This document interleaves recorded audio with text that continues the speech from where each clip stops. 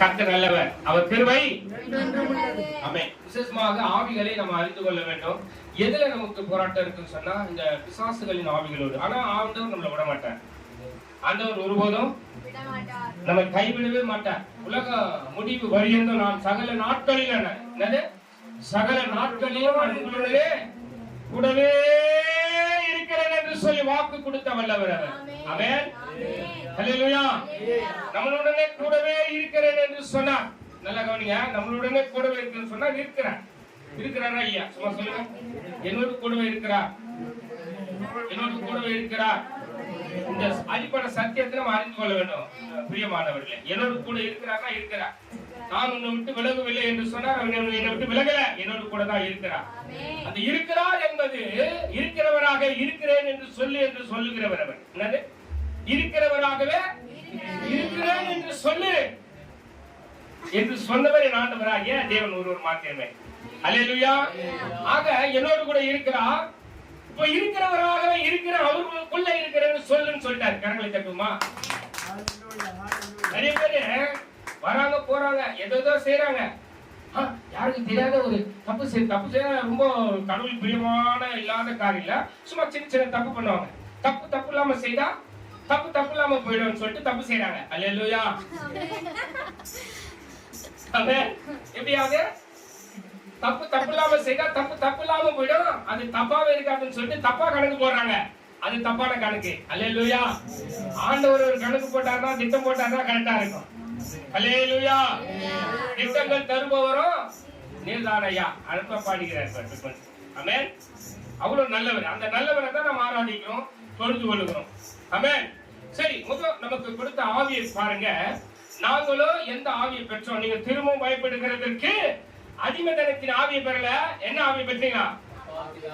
அப்பா பிதாவே என்று கூப்பிட பண்ணுகிற புத்திர சுவிகாரத்தின் ஆவியை பெற்றிருக்கிறோம். அந்த ஆவிக்குள்ளதான் இருக்கிறோம்.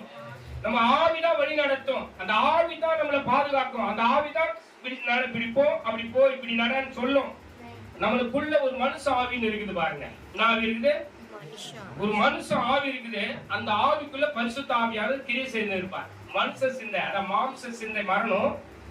ஆவியின் சிந்தையோ சிந்தை எப்படி இருக்குது பாருங்க. மனுஷ சிந்தை எப்படி இருக்குது பாரு, ஆவியின் சிந்தை எப்படி இருக்குது பாரு. மாம்ச சிந்தை மரணம், ஆவியின் சிந்தையோ ஜீவனும் சமாதானமா. கரங்களை தட்டுமா? இந்த ஜீவனும் சமாதானமான பரிசுத்த ஆவியானவர் உங்களுக்குள்ள வாசம் பண்றார். இப்ப இங்க பேசுறதெல்லாம் அந்த ஐயா வந்து பேசுறது சாதாரண இந்த இடத்துல வந்து பேசிட்டு போறதெல்லாம் கிடையாது. எல்லாரும் வந்து பேச முடியாது. அல்லேலூயா. நாங்களும் உலகத்தின் ஆவியை பெறாமல் இருந்தார் பாருங்க. அப்ப இந்த உலகத்தின் ஆவியை பெற்றிருந்தோம், நம்ம இருந்தோமா இல்லையா?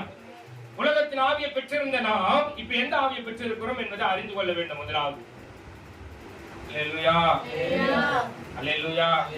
நல்லா கவனிங்க. 1 கொரிந்தியர் 2ஆம் அதிகாரம் 12-13 வாசித்து பாருங்க. அங்க சொல்றாரு பாருங்க, எனக்கு அருமையான தேவ ஜனமே, தேவனை ஆராதிக்கிற தேவ ஜனமே, இயேசு கிறிஸ்துவின் ரத்தத்தினால் மீட்கப்பட்ட தேவ ஜனமே, அந்த சராசரங்களையும் படைத்த அன்பரை தொழுது கொள்ளுகிற கையளவு மேகம் போல சூழ்ந்திருக்கிற தேவ ஜனமே, உங்களுக்கு அருமையான வார்த்தைகள் புறப்பட்டு வருகிறது. வாசிக்க கேட்போம். 1 கொரிந்தியர் 2ஆம் அதிகாரம் 13-14. ஜீசஸ்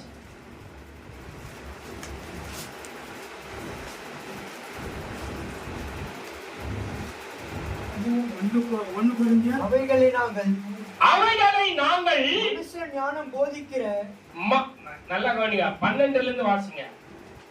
நாங்களோ உலகத்தின் ஆவியை, நல்லா கவனிங்க, நாங்களோ இந்த உலகத்தின் ஆவியை பெறாமல், நல்லா கவனிங்க, இந்த உலகத்தின் ஆவியை பெறாமல், நல்லா கவனிங்க, உலகம் மோசமானது. என்னது?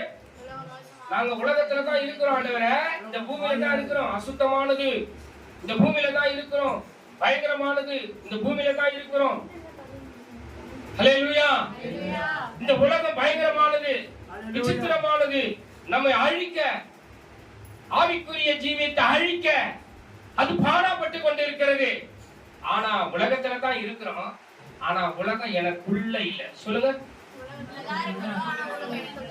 உலகத்துல தான் நான் இருக்கிறேன், ஆனா உலகத்தை ஜெயிப்பேன். ஏன்னா உலகத்தை இயேசு கிறிஸ்து ஜெயித்தார். சொல்லுங்க. நான் உலகத்தை ஜெயித்தேன்னு சொன்னவர் ஒரே ஒரு ஆண்டவர், ஒரே ஒரு கடவுள், என் ஆண்டவராகிய இயேசு கிறிஸ்து ஒருவர் மாத்திரமே. உலகத்தை